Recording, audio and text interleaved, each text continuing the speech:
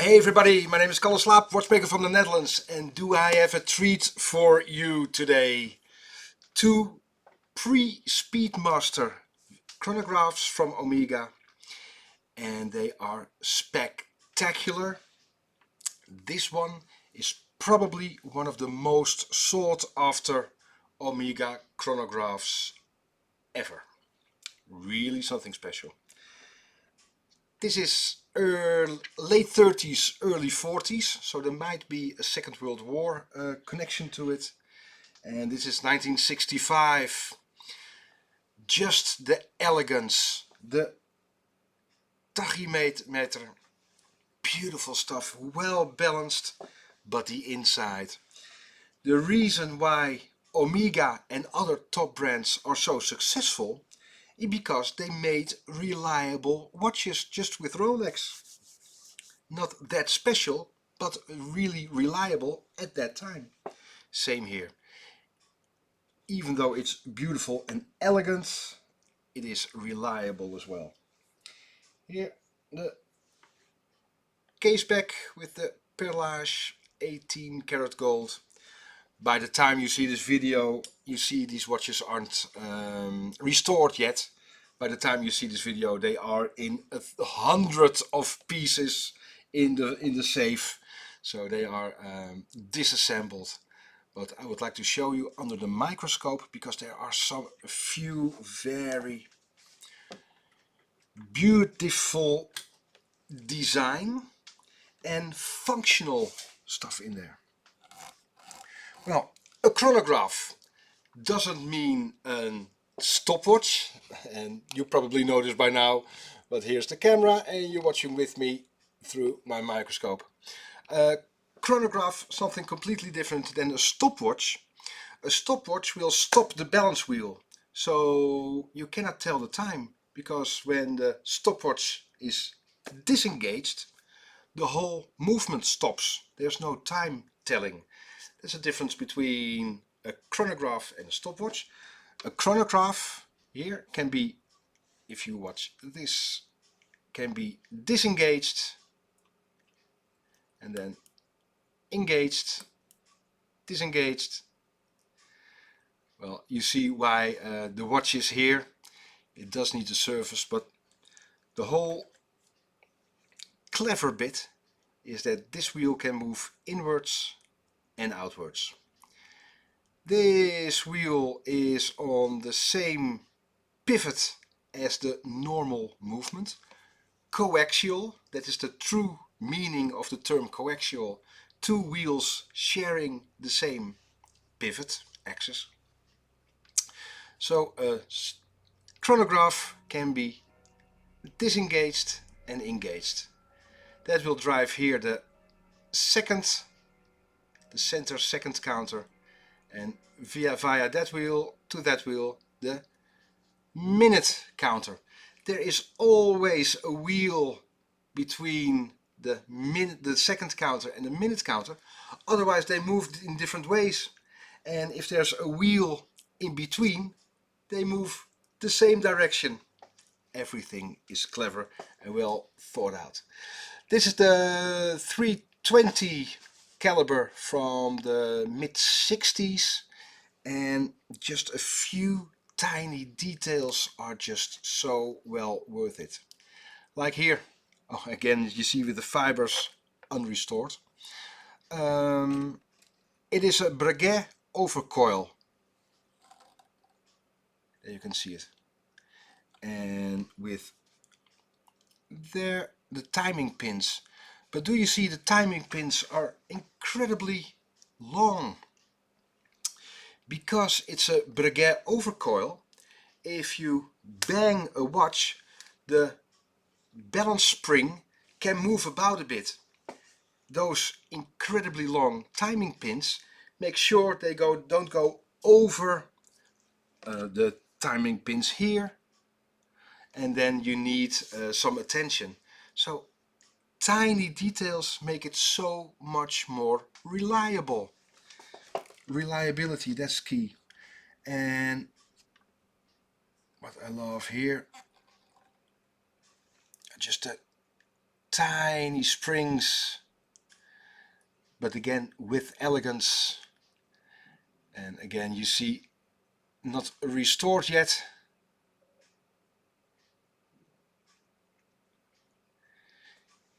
Here is the lever there that should center and steady the minute counter. So you can see we have to do some adjustments to that tiny spring, but everywhere you look there's elegance. There, that wheel, column wheel chronograph, and that column wheel, you see the 3D, well, it looks like a tower of a castle, and that is simply, it moves about, and as you can see there, now that lever cannot engage, go to the inside, and now it can go to the inside. Now not, now it can. You cannot reset, and now you can. Beautiful stuff. As always with a chronograph, so that wheel is friction fit to the pivot of the movement, so it's always running. So this wheel is always running, and you see the difference in the teeth.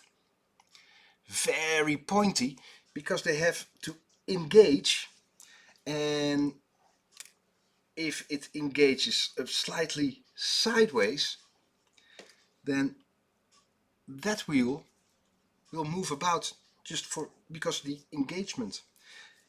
If those teeth are a bit coarse and those teeth are a bit fine, it always engages, so you cannot see the center second hand moving.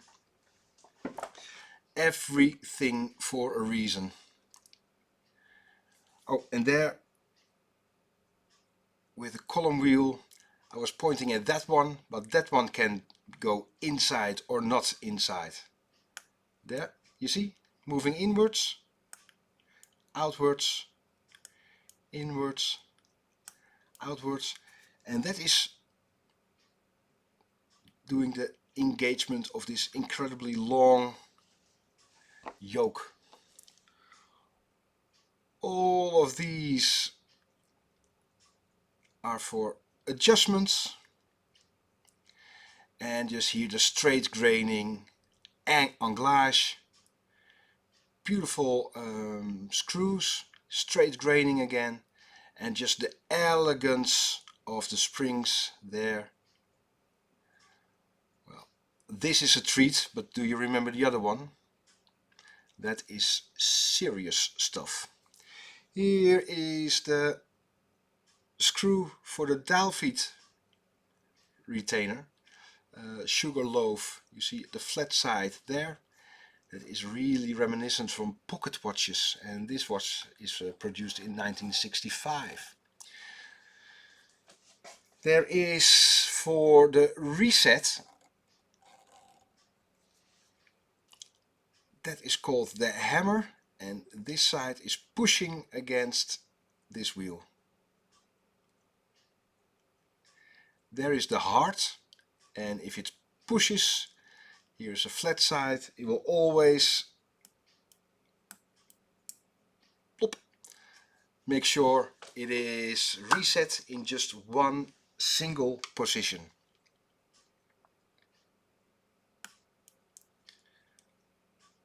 Just lovely stuff.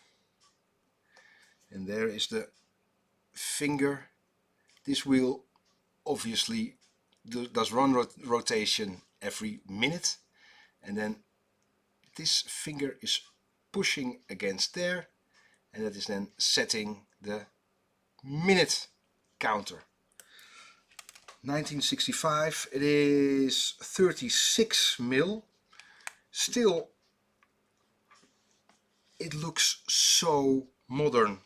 it is beautiful. And the dial, there the tachymeter, so that's the speed. You can see from the second hand there's been some moisture on the inside, and oh yeah, there was a crack in the crystal over there.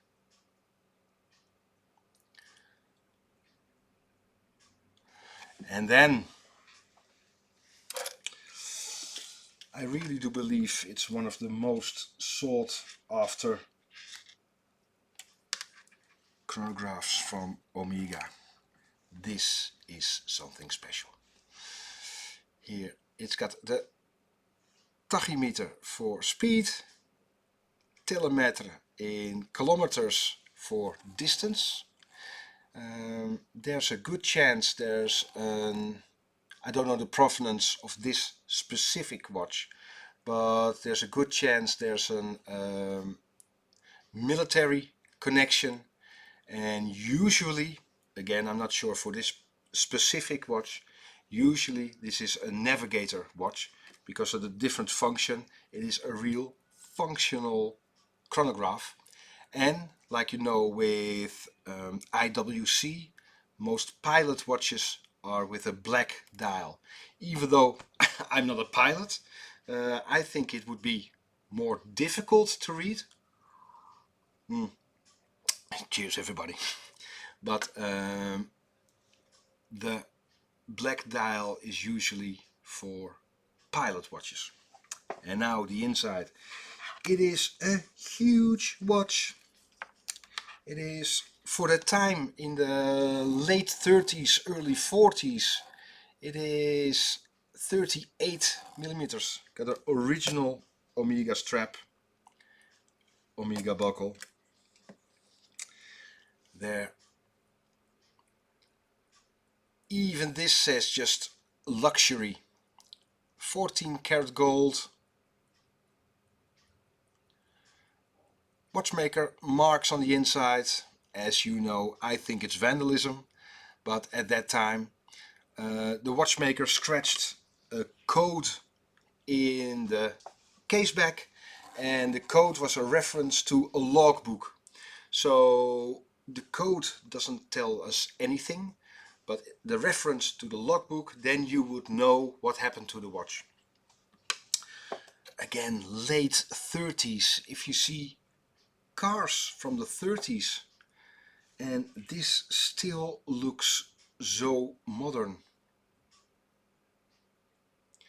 Again there, the wheel that is constantly turning, but have a look at these beautiful, elegant, beautiful springs there. It is so well done. And this is the famous 33.3 caliber. This is the one to look for. Really is. All attention to detail. So well done. Again, now it is disengaged, engaged. Oh, there's a huge hair in the center there. Then disengaged. That has to go. Here you see that it is a gold watch, but that's got nothing to do with prestige. Just look at the bi-metal balance wheel. The inside is of steel, the outside is of brass, because it still has a blued carbon steel spring. And just like the railways, if that heats up, it becomes longer. Same with the pendulum of a clock. If a pendulum becomes longer, the watch will run slow. But what will happen? They made a cut in there. So well, some of you already seen it. So the brass on the outside is expanding more than the steel on the inside. So the balance wheel becomes a bit smaller. And what happens when it becomes smaller? Just like ice skating. If it's small, you go fast. If it comes wide, you go slow.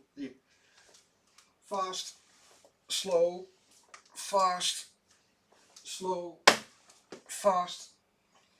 So just that cut in the balance wheel with the outside brass, inside steel. We talk just a few seconds a day, that's it. And all that work to compensate for the temperature becomes smaller, fast, and that compensates the length in the balance spring. It is simply insane. It's not just a beautiful watch. It is functional. I think it's got the military navigator, yeah, for the pilots, the navigators. It is functional and it is elegant and it is accurate. This is the one to look for. The 33.3 watch. Again here, column wheel chronograph, just like Valjoux 72, 22, all of them. And just look at the springs. And as you probably know, if you watch my YouTube channel a bit longer, making of the spring is hard, especially because this is so thin, and there's even one more. This one is, I really don't know how they make it this small, because it's the width of a hair, the hair of my beard. That's not the real genius of making, of craft.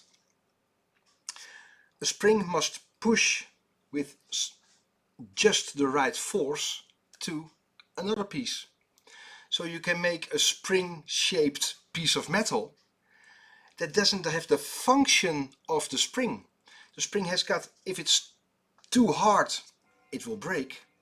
If it's too soft, there is no spring action, it doesn't function. That is genius craft. That is, well, we can only tip our hats, and that is so hard. And you do it with temperature, heat treatment, and tempering and hardening the steel, the carbon steel. It is, and that is for me absolutely the real beauty of a watch like this. Valuable watch. Again, when you see this, it will be in a lot of pieces in the safe. So no need to come by. But here, just look at that. That one, all those shiny bits. That is a good example, that one. Is the tip of the screw, not the screw head. The tip of the screw is perfectly round and beautifully finished with a black polish. Then you take your watchmaking serious. So the two pre-Speedmasters, what happened with the Omega chronographs before the Speedmasters, and this is just amazing stuff. Really is. All of you, if you got questions, please let me know in the comments. I read every single one of them, and we are live on every Tuesday 8:30 Central European time, and then you watch with me the most beautiful watches we take apart, and I explain the workings, and really fun, especially with everybody in the chat. So all of you. I really do hope you enjoyed it as much as I did. And enjoy your day. Please hit the like button and leave a comment. See you soon. See ya. Bye bye.